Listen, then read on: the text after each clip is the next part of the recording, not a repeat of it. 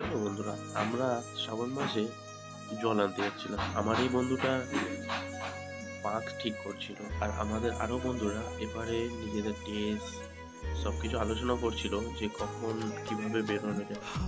আমাদের এই বন্ধুটা তো দেখছোই খাচ্ছে, আবার এই বন্ধুটাও নতুন করে ফের বাক্স সাজাচ্ছে। ওর বাক্স সাজানো পছন্দ হয়নি, তাই আমরা সবাই মিলে ফের আলোচনা করছিলাম আর বসে হুক্কা খাচ্ছিলাম। সবাই খুব আনন্দ হবে, সবাই আমাদের দিকে ক্যামেরার দিকে হাই করে দিল। দাদাটা আবার বোম ভরে। তারপরে আমরা কি করেছিলাম, এখানে সবাই মিলে হিসাব টিসাব করছিলাম।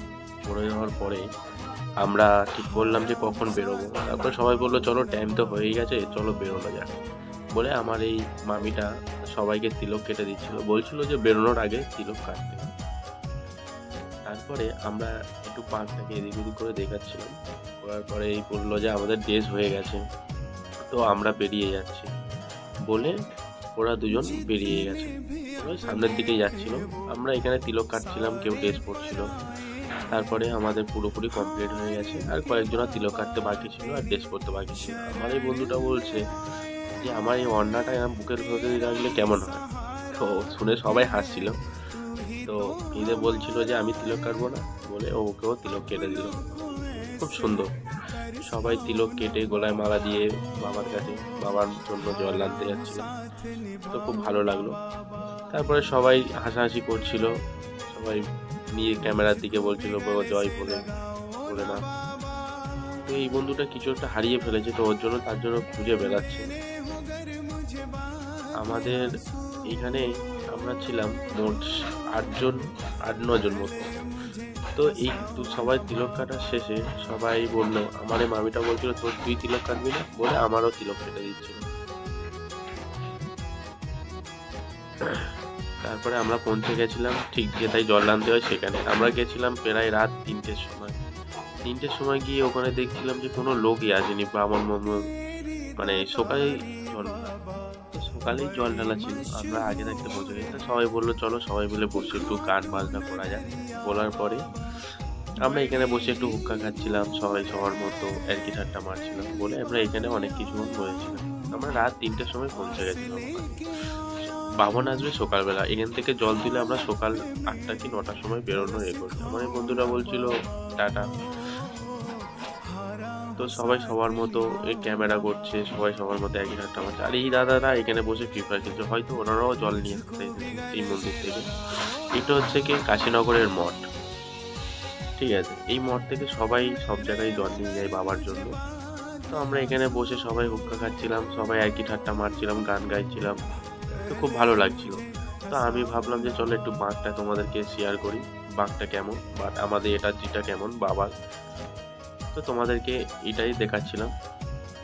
দেখানোর পরে আমরা চলে গেছিলাম, বাঘটা সুন্দর সাজানো হয়েছে। তারপরে আমরা চলে গেছিলাম জল আনতে। তখন ভোরের বেলায় জল আনতে যাচ্ছিলাম। আমরা যেখান থেকে জল তুলব সবাই সারা রাত জেগে খুব ক্লান্ত, কেউ হাঁটতে পারছিল না।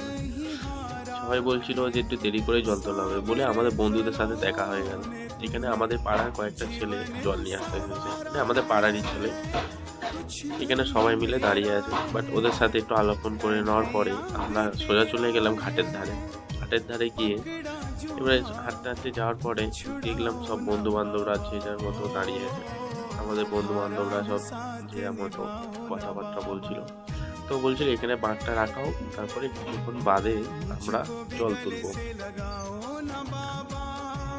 জল তোলার পরে আমি ক্যামেরাটা নিয়ে চারিদিকে ঘুরে ঘুরে দেখাচ্ছিলাম যে আমরা কোথা থেকে জল তুলছি। বাট এখানে ওরা সবাই দেখি না এসেই নাচানাচি শুরু করে দিয়েছে। সবাই দেখি না চেঁচাচ্ছে, নাচছে, এ ওর সাথে কথা বলছে। বাট আমরা সবাই একই পাড়ারই ছেলে, বাট এ পাড়া ও পাড়া সবাই একই জায়গায় থাকি, একই গ্রামের মধ্যে। তো সবাই মিলে খুব সুন্দর করে জল তুলেছিলাম। বাট আমরা একটু আগেই বেরিয়ে গেছিলাম ওদের থেকে, ওরা একটু লাস্টে এসেছিল, কারণ ওরা ভ্যান গাড়িতে গেছিল সবাই। বাট আমাদের বাঁকটা এখানে রাখার পরে আমরা খুব সুন্দর করে চারিদিকটা ঘুরিয়ে ঘুরিয়ে দেখাচ্ছিলাম। এই বন্ধুটা বলে আমাদেরকেও একটু ভিডিও কর, তো ওদেরকেও একটু ভিডিও করে নিলাম। তো ওদেরকে ভিডিও করার পরে আমি ঘাটের দিকে আস্তে আস্তে নিচের দিকে নামছিলাম, দেখছিলাম। তারপরে জল তোলা হয়ে যাওয়ার পরে আমরা নিজেদের মতো বেরিয়ে গেলাম, বেরিয়ে হাঁটতে লাগলাম।